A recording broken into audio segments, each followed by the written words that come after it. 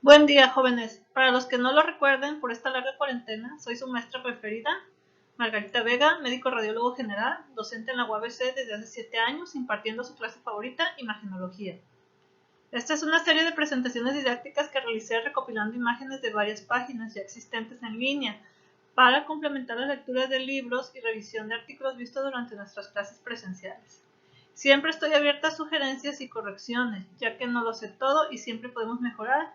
Si tienen alguna duda o sugerencia pueden enviar a mi correo o dejarlo en comentarios.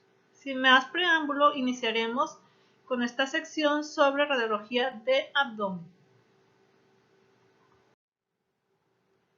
En la práctica, se asume que una exploración es útil cuando su resultado modifica el manejo clínico, para confirmar o excluir una opción diagnóstica o bien para estratificar el riesgo de una situación potencialmente grave. Radiólogos y clínicos deben conocer las importantes limitaciones de la radiografía de abdomen para detectar patología aguda con la precocidad y precisión de otras técnicas de imagen como ecografía y tomografía. Sin embargo, asociada a una buena anamnesis correctamente indicada y realizada en el momento oportuno, la radiografía de abdomen puede mejorar la calidad asistencial y disminuir la mortalidad en los casos que sospechamos perforación de víscera hueca, obstrucción intestinal o ingesta de cuerpos extraños. Claro, considerando siempre que el ojo solo ve lo que la mente sabe. En analogía a la medicina, la imagen nos mostrará lo que la clínica nos hace sospechar, por así decirlo. Entonces, es muy importante siempre anteponer la clínica, exploración física y laboratorio a todo estudio de imagen, ya que una exploración que no aporta información solo puede aportar confusión debido a los hallazgos incidentales o inespecíficos. La mayor parte de las guías clínicas pautan el estudio de imagen dependiendo de la localización del dolor, con una ecografía como primera opción para el cuadrante superior derecho y la pelvis, y la TAC para el resto, consiguiendo sensibilidad máxima con una mínima dosis de radiación, comenzando por una radiografía de abdomen, seguida de ecografía y tomografía en los casos dudosos, ya que la exposición a una radiografía de abdomen equivale a 50 radiografías de tórax. En equivalencia podremos ver que una radiografía de tórax equivale a 3 días de radiación natural o de fondo y una radiografía de abdomen a 6 meses. En la actualidad está indicado solo realizar una radiografía de abdomen únicamente ante la sospecha de perforación u obstrucción o la ingesta de un cuerpo extraño. Literaturas variadas sugieren la toma de una placa simple en bipedestación inicial única y en base a los hallazgos realizar proyecciones adicionales de ser necesario. Sin embargo, en experiencia propia, esto es factible cuando se encuentra un médico en la sala de rayos X en el momento del estudio para valorar los hallazgos y tomar decisiones. Debido a problemas técnicos con nuestro sistema de salud que no vamos a tocar en este momento, esto es imposible en nuestro medio la mayoría de las veces. Por lo tanto, yo los invito a realizar siempre dos cosas. La primera y más importante es redactar una solicitud de estudio de imagen, la cual es nuestro medio de comunicación con el médico, el cual en nuestro medio la mayoría de las veces no se encuentra en la sala.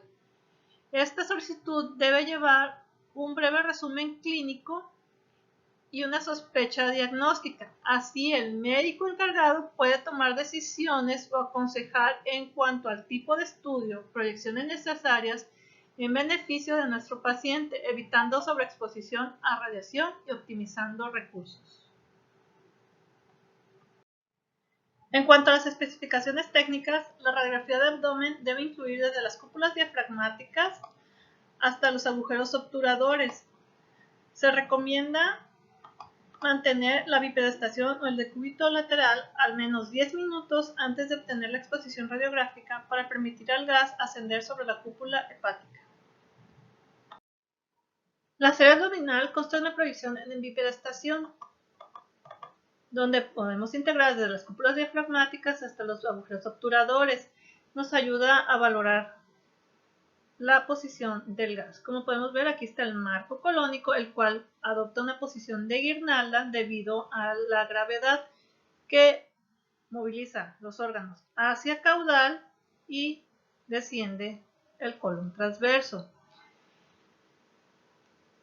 Asimismo, contaremos con una proyección en decúbito supino, donde, debido a la misma gravedad y que ahora ya no contamos con la presión de los órganos intraabdominales, el marco colónico adquiere una posición más holgada. Aquí podemos ver el cambio que sufre el colon transverso al perder esa apariencia de guirnalda y observarse más horizontal con respecto a la proyección en bipedestación. Estas dos proyecciones se solicitarán siempre en conjunto cuando se sospeche de obstrucción o perforación de víscera hueca, ya que, como vimos, nos permiten valorar la movilidad del gas, el cual es nuestro mejor amigo para descartar o confirmar patología. Cuando el paciente, debido a las condiciones clínicas, no tolera la bipedestación y buscamos niveles hidroaéreos o aire libre, existen otras dos proyecciones que nos pueden dar estos datos, las cuales consisten en colocar al paciente en decúbito lateral izquierdo o decúbito supino. En ambos casos, la importancia de estas proyecciones será que el rayo se encuentre en posición horizontal, utilizando regularmente el buki de pared, y tangencial, ya sea a la pared abdominal anterior o a la pared lateral, en el caso de la proyección en decúbito lateral izquierdo. Esto nos permitirá visualizar gas ectópico debido a la movilización del mismo por la gravedad. En esta proyección en decúbito supino con rayo horizontal, tangencial a la pared abdominal anterior, podemos observar gas sobre el reborde hepático y libre en la cavidad abdominal. Asas intestinales distendidas, logrando valorar la pared externa debido al gas en la cavidad abdominal, así como los niveles hidroaéreos. En la siguiente proyección contamos paciente con decúbito lateral izquierdo, utilizando el buki de pared, rayo horizontal tangencial a la pared lateral, donde podemos obtener la siguiente proyección. Valoramos igual el aire sobre el reborde costal, en el borde hepático, aire libre en la cavidad abdominal, asas intestinales y niveles hidroaéreos.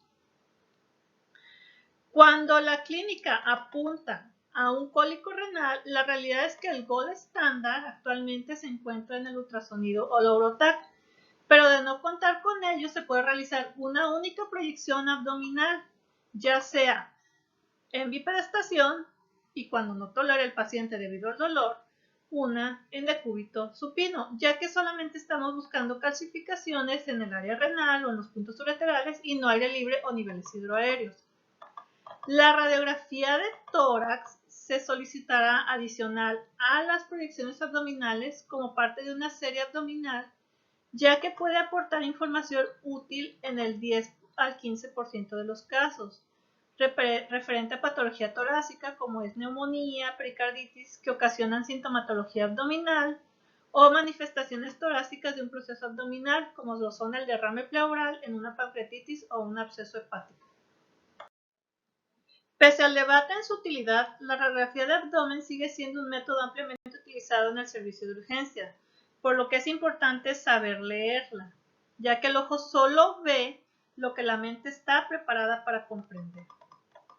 La lectura sistemática de las proyecciones radiológicas simples debe llevar un orden y tratar de mantener ese orden siempre que revisemos un estudio.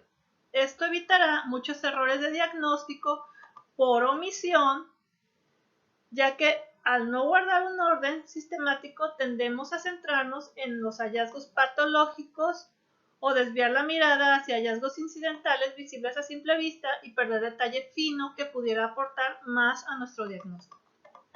La recomendación personal y lo descrito en la literatura es iniciar de adentro hacia afuera o viceversa, pero mantener el orden que más nos facilite durante toda nuestra vida en activo como médicos.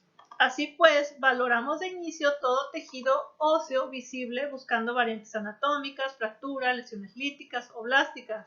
Posteriormente valoramos partes blandas de dentro hacia afuera iniciando en el caso del abdomen con músculos y tejido graso de la pared abdominal, ambos diafragmas, músculos psoas y siluetas de los órganos abdominales. Posteriormente valoraremos la distribución del gas, es decir, se encuentran los sitios esperados, descartar o confirmar la presencia de aire libre u obstrucción en su paso y desplazamiento del mismo. Todos estos datos nos van a hacer concretar un diagnóstico radiológico. Entonces, las siguientes diapositivas desmenuzaremos paso a paso cómo se ve cada uno de estos datos en la radiografía de abdomen. Inicialmente valoramos arcos costales de forma bilateral buscando calcificaciones condrales. Posteriormente nos dirigimos nuestra atención hacia la columna, primero buscando la alineación de la misma. ¿Qué valoramos? Escoliosis. ¿Por qué? La clínica nos dice pacientes con cólico renal, con apendicitis, tienen una posición antiálgica, que en la radiografía se representará como escoliosis derecha e izquierda, ¿sí?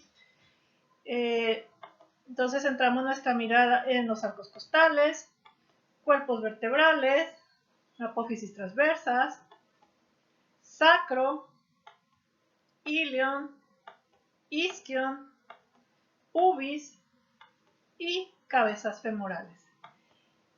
En búsqueda de lesiones líticas, lesiones plásticas, fracturas, variantes anatómicas.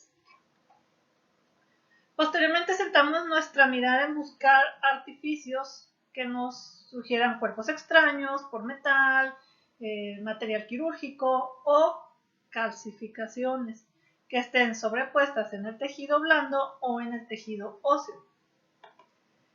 En este caso, todos los casos que vamos a ver a continuación son por dolor abdominal y hay hallazgos incidentales a nivel óseo. En este caso tenemos una escoliosis hacia la derecha, ¿sí? ¿Y qué nos llama la atención? Bueno, el aumento en la densidad de los cuerpos vertebrales, la pelvis y fémur. Contexto clínico del paciente. Hay que tener siempre en cuenta esto porque estos hallazgos nos pueden bien guiar hacia una alteración metabólica que esté aumentando la densidad ósea o en el contexto de algún tipo de metástasis de un primario conocido o desconocido. Entonces, entre estamos ante lesiones blásticas por producción. Este otro paciente, pues encontramos de inicio calcificaciones costocondrales unilaterales a la derecha, una prótesis total de cadera derecha. Como pueden ver, la densidad metal es un blanco absoluto, a diferencia del blanco radiopaco relativo del tejido óseo. Este es un radiopaco de alta densidad. Tenemos una escoliosis a la izquierda de la columna, ¿sí? Y lo que llama la atención como hallazgo es en toda la economía de las estructuras óseas valorables, pequeñas imágenes radiolúcidas, algunas de ellas confluentes entre sí, mal definidas, que son lesiones líticas. Este paciente tenía un cuadro abdominal, ¿sí?, por X circunstancia, pero el hallazgo fue las lesiones líticas que en su caso eran por un mieloma múltiple, ¿sí? Aquí realzan las lesiones líticas difusas. Este otro paciente es un pacientito con dolor abdominal, un infante de dolor abdominal de 5 días de evolución. Tiene escoliosis hacia la derecha. Veremos en prácticas posteriores la distribución de gas, pero para cuestiones prácticas no hay alteración en la distribución de gas. Lo que sí tenemos como hallazgo es una falta en la fusión del cuerpo vertebral de L5. Estamos ante una espina bífida oculta, que es un hallazgo incidental y que no tenía relación con el cuadro clínico. Después de que valoramos ya las estructuras óseas normales, pues centramos, como les digo, nuestra atención en buscar calcificaciones, cuerpos extraños por metal o material quirúrgico. En este caso, vuelvo a recordar, muy comunes las calcificaciones costocondrales que ya valoramos en las clases de tórax, ¿sí? Aquí las vemos como imágenes lineales radio opacas discontinuas, ¿sí? Posteriormente tenemos estas radioopacidades redondeadas con centro radiolúcido bien definidas, localizadas en el hipocondrio derecho. Es donde tenemos que empezar nuestro análisis. ¿Qué tenemos en ese segmento del abdomen?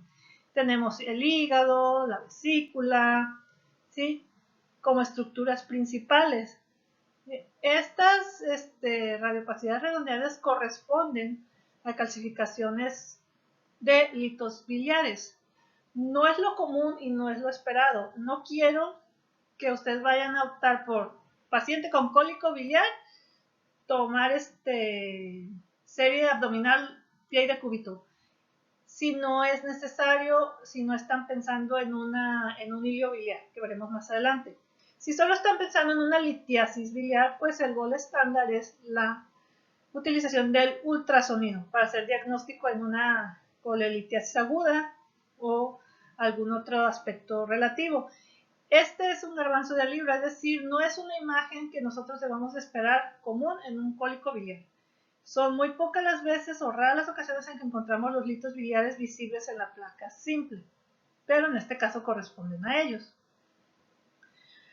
Descendiendo, y un punto a mencionar importante es recordar la anatomía. Tenemos el riñón de L1 a L3 y el uretero va a discurrir en sentido caudal por el borde externo de las apófisis transversas hasta el borde externo de la grasa perivesical. Entonces, toda imagen radioopaca que se sitúe por esta topografía podemos sospechar de un probable lito. En este caso estamos viendo una imagen radioopaca de alta densidad localizada en el borde anterior del músculo psoas y las apófisis transversas de L3, L4. Por el tamaño, muy raro que un lito de ese tamaño haya sobrepasado la pelvis renal, pero podría entrar dentro de los diagnósticos diferenciales. Otras estructuras que podríamos contar en cuenta son los ganglios linfáticos de esa región, que muchas de las veces en patologías de base como tuberculosis abdominal pueden llegar a calcificarse. En este caso se trataba de una adenomegalia calcificada. Más hacia abajo contamos con otras radioopacidades en forma de C distribuidas de forma horizontal hacia la fosa ilíaca. En este caso son grapas quirúrgicas post-apendicectomía. Todas estas que acabamos de describir son calcificaciones y material quirúrgico visible a simple vista, pero que no tenía relación con el cuadro clínico de nuestro paciente. Sin embargo, siempre hay que tener atención a los detalles finos, como es el caso de estos pequeños puntos radiopacos de baja densidad localizados sobre la vejiga y en la grasa perivesical. Como repito, todo está en el contexto clínico del paciente. ¿Qué puede ser?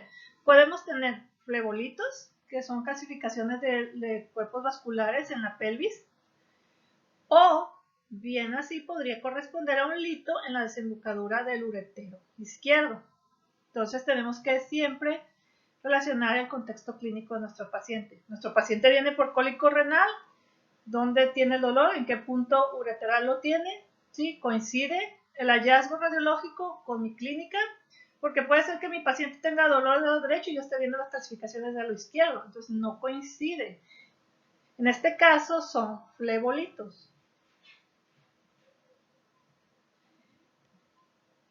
Otra imagen de abdomen para ejemplificar calcificaciones costocondrales, calcificaciones muy tenues de lo que son los bordes externos de las apófisis transversas, las cuales podemos llegar a confundir con litos, pero luego clínica.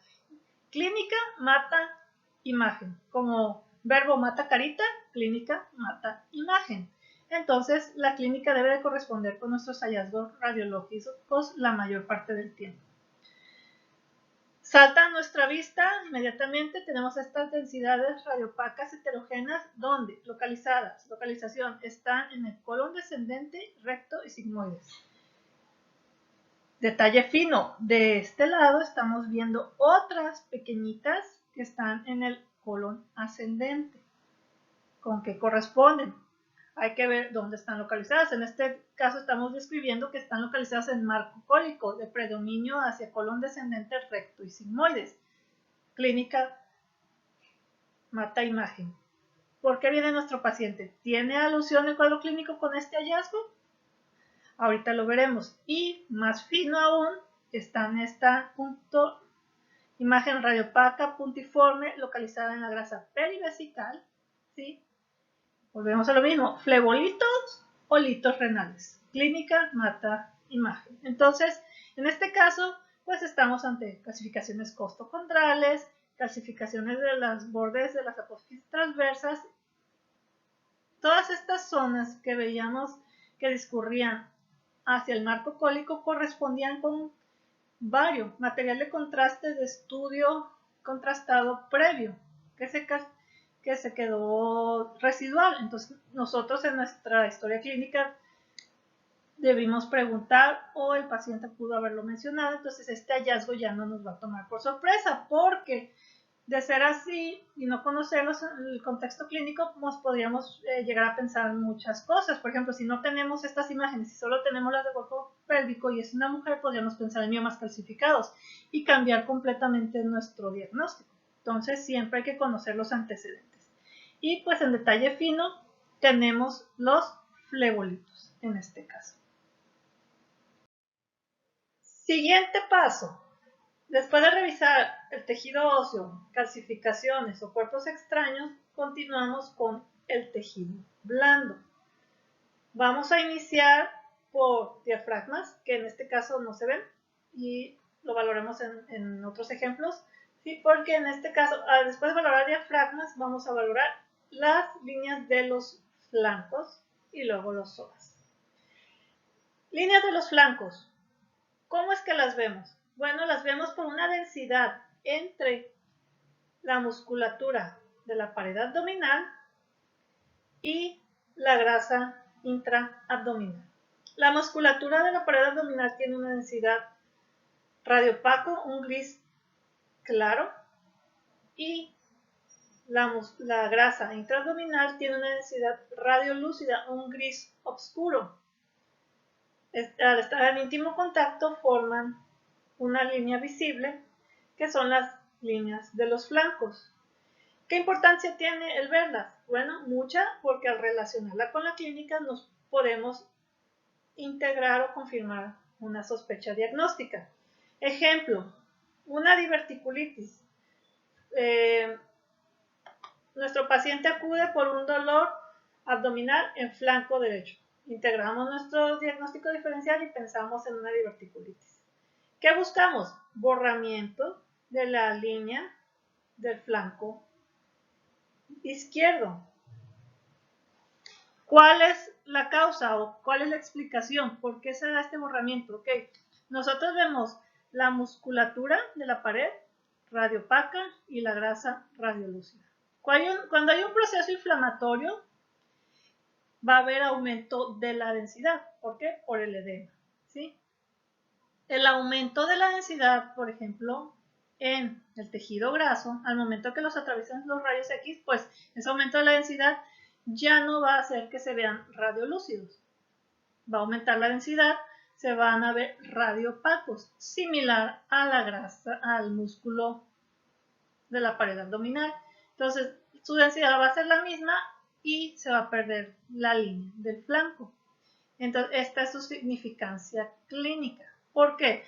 Si yo veo perdí el flanco derecho, pues diverticulitis, flanco izquierdo diverticulitis, flanco derecho apendicitis, de forma bilateral una peritonitis, de forma bilateral una ascitis, ¿sí? Entonces todo es relacionado en el contexto clínico del paciente. Una vez valorado diafragmas, línea de los flancos, continúo con la línea de los psoas. el músculo psoas. ¿Quién me va a dar esta diferencia? Igual, el psoas es toda esta cintilla blanca radio opaca, que la puedo ver porque la puedo ver en este momento porque hay grasa en su borde externo. La grasa intraabdominal, que tiene una densidad más baja que la musculatura del psoas, me hace poder visualizarlo pese a todos los órganos y estructuras abdominales. Entonces, igual, importancia clínica, ¿cuándo la va a tener? Cuando se borra un psoas, pero cuando se borra un psoas parcialmente. Es decir, en este ejemplo yo veo el psoas izquierdo, no así el psoas derecho. Veo las líneas de los flancos, en su totalidad las dos, y veo psoas izquierdo, pero no veo psoas derecho. ¿Tiene importancia clínica? En este caso no, porque no lo estoy viendo por la interposición del marco cólico. No hay niveles hidroaéreos, no hay aire libre, no hay asa centinela que me indique otra patología. Simplemente no estoy viendo el psoas por interposición de colon. Algunas veces se interpone colon con heces fecales y es menos probable verlo.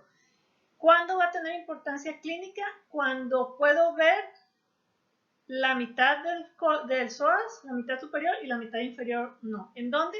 En la apendicitis. ¿Por qué? Misma explicación científica, por así decirlo. La grasa que está en el borde externo del psoas nos hace poder diferenciarlo del resto de las estructuras. Entonces, cuando hay un proceso inflamatorio en el apéndice, la grasa periapendicular se inflama y por contigüidad hay un proceso inflamatorio de la grasa adyacente al psoas. Entonces, al aumentar la densidad de esta, se borra, pero parcialmente, solo se borrará en el área donde esté el proceso inflamatorio adyacente. Por eso la importancia clínica. ¿Okay? Entonces, el hecho de ver un solo psoas no implica patología. El verdadero valor es el borramiento parcial en el contexto clínico adecuado. Proseguimos, ya revisamos tejido óseo, ya revisamos tejido blando, continuamos con las siluetas, es decir, los órganos intraabdominales. Primera silueta, la silueta hepática. ¿Sí? Tenemos el diafragma derecho y tenemos una imagen radiopaca, ¿sí? De alta densidad en el hipocondrio derecho, que corresponde con la silueta hepática. Nos vamos a dirigir a ellos como siluetas, porque es solo una sombra, una silueta de los órganos intraabdominales. Tenemos hígado, la silueta hepática, silueta esplénica. Esta no esperen estarla viendo en todos los pacientes. Regularmente se ve en los pacientes con esplenomegalia, ya que se interpone la cámara gástrica y el tamaño, cuando no hay esplenomegalia, se oculta sobre la cúpula diafragmática y no se ve regularmente. ¿Sí? Entonces, también es importante recordar que sobre la silueta hepática se va a dibujar mi pulmón. Esto es una cúpula diafragmática, entonces estoy viendo las partes basales de mi pulmón. Entonces tengo mi silueta hepática radiopaca y sobre esto una silueta radiolúcida, ¿sí? Que es el pulmón con estas líneas que pueden apreciar aquí como pequeñas ramificaciones, que recordarán ustedes son la trama broncovascular del pulmón, estas líneas radioopacas. Muy importante tenerlas en cuenta porque vamos a ver patología hepática que se contrapone a estas líneas. Entonces, esta es la vasculatura pulmonar y el pulmón en un tono radiolúcido, un gris más opaco que el radiolúcido que vemos acá propiamente del pulmón. ¿Por qué? Porque ya tenemos sobrepuesta nuestra silueta, nuestro hígado con el pulmón, pero sigue siendo aire dentro del pulmón con su vasculatura.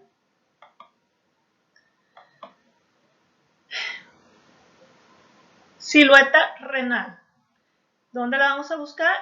Entre T2, T12 y L3. En el borde externo del psoas, ¿sí? Y entonces tenemos nuestro pulmón izquierdo entre T12, L3, psoas y riñón. Algunas de las veces podemos ver psoas, lineal psoas, riñón, silueta renal y vaso. Muy importante en radiografía de abdomen. Si lo veo, lo describo. Si no lo veo, con toda honestidad, decir no lo veo. ¿Por qué? Muchas variantes anatómicas del riñón, riñones ectópicos, riñones en herradura, y es muy común encontrar en las notas riñones, siluetas renales sin patología, y resulta que el paciente tiene nefrectomía, tiene atrofia o tiene una riñón en herradura, es decir, jamás vieron las siluetas y solo las describieron como normales. Eso puede tener muchas implicaciones, tanto legales como médicas para nuestro paciente. Otra silueta muy importante, la vejiga. Aquí tenemos que tomar en cuenta que esta debe tener orina para poder visualizarla, ¿sí? Y la vamos a visualizar gracias a que, por ejemplo, en este caso está distendida con orina y la grasa perivesical no la delimita. En algunas literaturas van a decir, ¿cómo reconocer si es hombre o es mujer? Bueno, la vejiga de la mujer va a tener una muesca en la parte superior por el útero que recae sobre ella, y los hombres una muesca en la parte inferior por la próstata. Sí y no. ¿Por qué? Si es un niño, no tiene hiperplasia prostática, entonces la muesca de la próstata no va a estar marcada. Si es una niña pequeña, un útero núbil, igual no va a marcar la vejiga. Entonces, esos hallazgos o esas descripciones que encuentran en internet sobre esto del útero, sí se puede llegar a ver, llegar a ver muy marcada aquí cuando hay, por ejemplo, miomas que hacen que aumente el útero, se puede ver muy marcado la figura de la vejiga con el útero a llegar a formar un corazón, pero tienen que tomar en cuenta la edad del paciente, si hay una patología uterina, aparte que la vejiga debe de estar distendida, o sea, son muchas cuestiones. Hay que conocer todas estas cuestiones para poder tomar decisiones, porque en imagen todo puede parecer algo.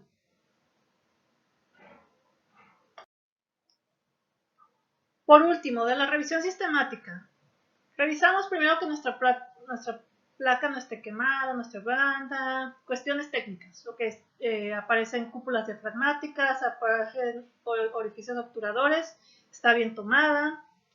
Continuamos revisando inicialmente, dijimos, tejido óseo, tejido blando, y por último vamos a revisar la distribución del gas. En la placa de abdomen, la placa simple de abdomen, el gas es nuestro mejor amigo porque él nos va a indicar patología. Está donde corresponde para la edad del paciente, dentro del sistema digestivo, está fuera de este, ¿sí? Entonces nos va a dar datos muy importantes, pero primero debemos de conocer lo normal, es decir, su distribución. Hay otra clase específica ya para cada parte del cuerpo, del abdomen, de distribución de gas, pero en este caso, radiolúcido. Este caso corresponde a la cámara gástrica, que de hecho podemos ver unas líneas radiopacas que corresponden a los pliegues mucosos. Son visibles cuando está distendido el estómago, en este caso con gas, pero no son valorables para descartar o no patología. Porque luego me encuentro con compañeros que quieren descartar gastritis o úlceras gástricas con una radiografía simple al ver los pliegues mucosos, y esto no es posible. Para esto se requieren otros estudios como un estudio contrastado o una endoscopía, otro tipo de estudios. Sí se pueden ver, aquí los estamos viendo, los pliegues de la mucosa gástrica, pero no son valorables para patología, solamente para podernos distinguir que esto es la cámara gástrica. ¿Sí? Entonces, radio lúcido, aire, cámara gástrica. Continuamos con colon. ¿Cómo vamos a diferenciar? Tenemos colon y tenemos intestino delgado. Pues ya vimos clases de anatomía en semestres iniciales. Entonces, aquí, ¿quién nos va a, cómo lo vamos a identificar? Pues por las austras. Recordemos que estamos utilizando el aire como un contraste. Y este aire, ¿dónde se encuentra este gas? Pues se encuentra en la luz intestinal. Entonces nosotros estamos viendo técnicamente dibujada la luz intestinal. Entonces, todo esto, esta figurita, como gotita radiopaca, es el austra, que la estamos dibujando por el gas contenido en la luz intestinal. Entonces aquí están dibujadas todas las austras, ¿sí? Que nos van a diferenciar el colon. En este caso estamos viendo un colon transverso y el ángulo hepático y el ángulo esplénico. ¿Ok? Y por último, ¿cómo distinguir al intestino delgado? Bueno, el intestino delgado lo vamos a distinguir por las válvulas conviventes, que son líneas radiopacas que cruzan de una pared a otra pared, a diferencia de las austras que solo llegan a la mitad. Las válvulas conviventes cruzan de una pared a otra pared y regularmente están separadas por menos de 1 centímetro. Entonces estas son válvulas conviventes en un intestino delgado. Entonces, esto es colon, estómago. Entonces nosotros vamos a tener aire en la luz del intestino delgado y del colon. La siguiente clase vamos a ver cómo se distribuye normalmente y cómo en patología. Pero de inicio, esto es lectura sistemática, siempre de adentro hacia afuera o de afuera hacia adentro. Es decir, si ustedes quieren empezar con la distribución del gas, luego las siluetas, luego el tejido blando y luego el tejido óseo, adelante. Pero siempre el mismo orden en toda su práctica clínica. Es decir, siempre a todos sus pacientes los van a leer así para que no se les olviden los detalles, porque si no luego quieren leer, no es que le vio una lesión lítica en hueso, pero mira, tiene un nivel hidroaéreo y se les perdió de contexto que a lo mejor tenía unas grapas quirúrgicas y estás ante una obstrucción por bridas, ¿sí? Entonces, se pierden esos detalles por no llevar un orden. Entonces, con todo estudio radiográfico, un orden. Nos vemos en clases subsecuentes. Gracias.